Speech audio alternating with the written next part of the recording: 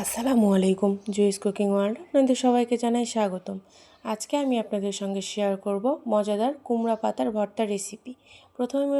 প্রথমেই আমি কড়াইয়ে দিয়ে দিয়েছি সরিষার তেল, দিয়ে দিলাম কুমড়া পাতা, দিয়ে দিলাম স্বাদমতো লবণ। সব কিছু দিয়ে আমি পাতাটাকে আউড়িয়ে নেব।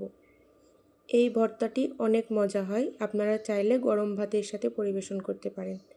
আপনারা বাসায় ট্রাই করে দেখতে পারেন। এ পর্যায়ে এসে পাতাটি আমার আউড়িয়ে গেছে। এখন আমি দিয়ে দেব কেটে ধুয়ে রাখা আলুগুলো সব কিছু দেওয়া হয়ে গেলে আমি এখন দিয়ে দিব কাঁচামরিচ বাটা, এক টুকরো মাছও দিয়ে দিছি, দিয়ে দিব রসুন বাটা, পেঁয়াজ বাটা, দিয়ে দিব হলুদের গুঁড়া,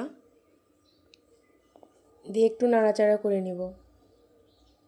খুব ভালোভাবে নাড়াচাড়া করে মিশিয়ে নিব।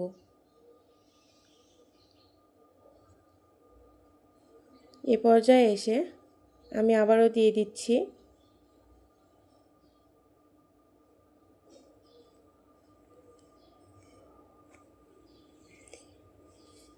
জিরার গুঁড়া,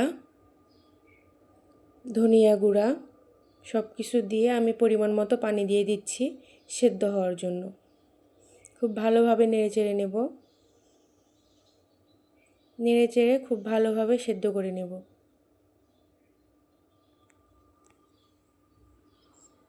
খুব ভালোভাবে সেদ্ধ হওয়ার পর পানিটা আমার শুকিয়ে গেছে। আমি আবারও একটু নাড়াচাড়া করে বাকি পানিটুকুও শুকিয়ে নেব।